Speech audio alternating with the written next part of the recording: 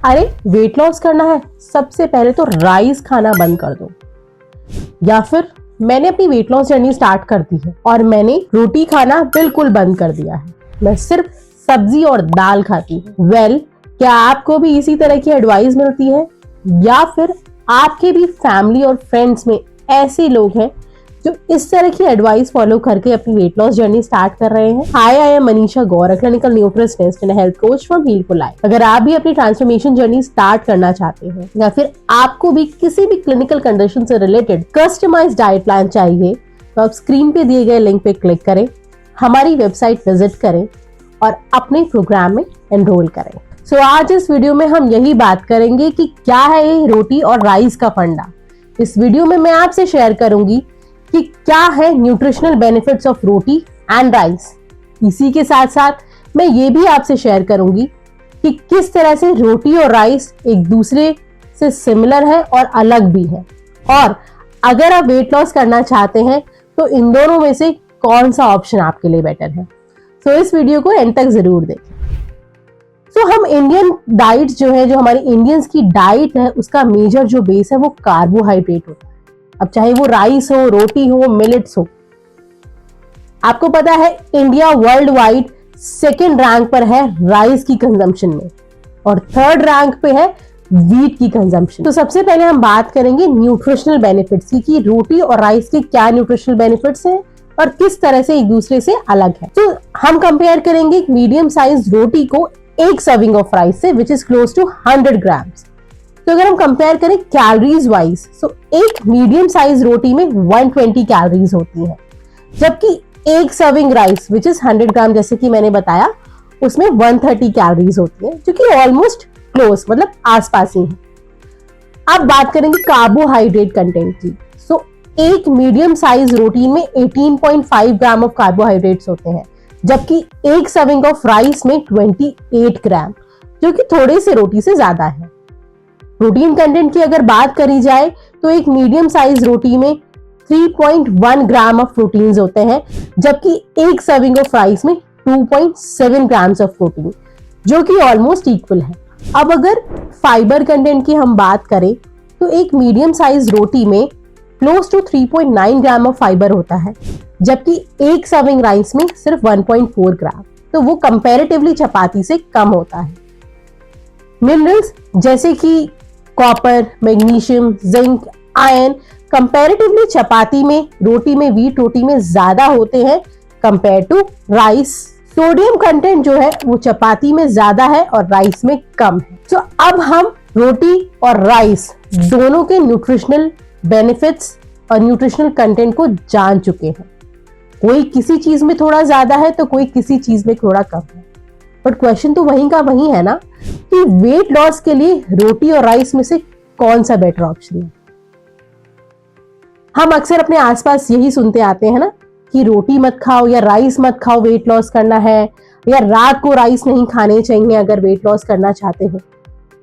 आइए इसके बारे में थोड़ा डिटेल में जानते हैं कि एग्जैक्टली कौन सा किससे बेटर है और वेट लॉस में कौन सा ऑप्शन आपके लिए बेटर है। जैसे कि मैंने आपसे न्यूट्रिशनल बेनिफिट्स दोनों के शेयर करे, और अगर हम कैलोरी कंटेंट की बात करें तो रोटी और राइस में ज्यादा डिफरेंस नहीं है, बट यही डिफरेंस अगर हम फाइबर में देखें तो हाँ, रोटी में राइस की कंपैरिजन थोड़ा ज्यादा फाइबर है, और फाइबर बहुत ही इंपॉर्टेंट रोल प्ले करता है आपके वेट लॉस में।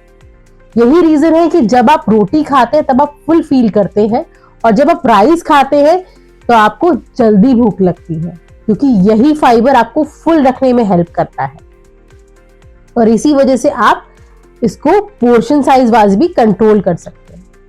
क्योंकि अदरवाइज अगर हम देखें तो हम रोटियों को यूजुअली काउंट कर लेते हैं कि हमने एक रोटी खाई या हमने 2 रोटी खाई, but when it comes to rice हमको उसकी सर्विंग्स यूजुअली हम क्वांटिफाई नहीं कर पाते हैं, और अल्टीमेटली आपका पोर्शन साइज बढ़ता जाता है और कैलोरीज बढ़ती है।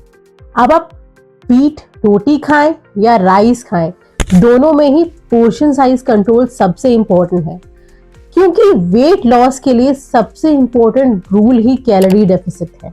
अब अगर बात करें ग्लाइसेमिक इंडेक्स की, तो व्हीट रोटी का ग्लाइसेमिक इंडेक्स कम होता है राइस से, आपको समझाने के लिए बता दूं कि ग्लाइसेमिक इंडेक्स क्या होता है। जो भी हम खाना खाते हैं तो कितनी जल्दी एनर्जी में कन्वर्ट होता है, उसे उस फूड का ग्लाइसेमिक इंडेक्स कहा जाता है।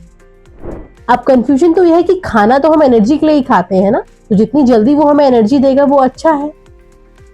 हाँ, हम खाना बेसिकली एनर्जी के लिए ही खाते हैं, पर जितनी जल्दी हमारा खाना एनर्जी में कन्वर्ट होता है, जितना हाई उसका ग्लाइसेमिक इंडेक्स होता है, उतना ही हमारा ब्लड शुगर भी स्पाइक होता है, उतनी इंस्टेंटली हमें एनर्जी मिलती है और उतना ही इंस्टेंट एनर्जी क्रैश भी होता है। इसलिए जिन फूड्स में फाइबर ज्यादा होता है उनका ग्लाइसेमिक इंडेक्स कम होता है, जैसे कि व्हीट, रोटी। क्वेश्चन है कि कार्बोहाइड्रेट तो दोनों ही है।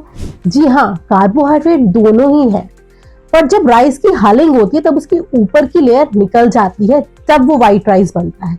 जब वो लेयर इंटैक्ट रहती है तब वो ब्राउन राइस होता है। इसीलिए कहते हैं कि ब्राउन राइस में ज्यादा fibre as compare to white rice. Same with wheat, wheat की ऊपर की लेयर इंटैक्ट है, इसीलिए उसमें फाइबर ज्यादा है compare to white rice. But इसका मतलब ये नहीं है कि अगर आप वेट लॉस कर रहे हैं तो आप राइस नहीं खा सकते, आप व्हाइट राइस नहीं खा सकते। बेसिकली जब आप वेट लॉस करते हैं तो कैलोरी डेफिसिट पे आपको जाना होता है। अब वो कैलोरीज राइस से आ रही हैं या व्हीट से आ रही हैं ये मैटर नहीं करता है, आपको पोर्शन साइज कंट्रोल करके चलना होगा, कैलोरी डेफिसिट पे जाना होगा, तभी वेट लॉस हो। तो प्रॉब्लम ये नहीं है कि आप रोटी या राइस में से किसको चूज करें, आप दोनों ही खा सकते हैं थोड़े अमाउंट में, क्योंकि अगर आपको वेट लॉस करना है तो कैलोरी कंट्रोल करना जरूरी है। प्रॉब्लम है आपकी विल पावर, आपकी कमिटमेंट, आपकी सीरियसनेस, जो कि जरूरी है आपकी एक अच्छी हेल्थ और वेट लॉस जर्नी के लिए। इसलिए थोड़ा थोड़ा सब खाएं, कैलोरीज पे कंट्रोल रखें, अपनी प्लेट को बैलेंस करें, ये बहुत जरूरी है। तो अपनी वेट लॉस जर्नी में आप एक अच्छी डाइट, एक अच्छे वर्कआउट और अच्छे लाइफस्टाइल चेंजेस के साथ अपना डिजायर्ड वेट अचीव कर सकते हैं, चाहे राइस खाएं या फिर रोटी खाएं। अगर वीडियो अच्छी लगी हो तो वीडियो को लाइक जरूर करें और चैनल को सब्सक्राइब करना ना भूलें।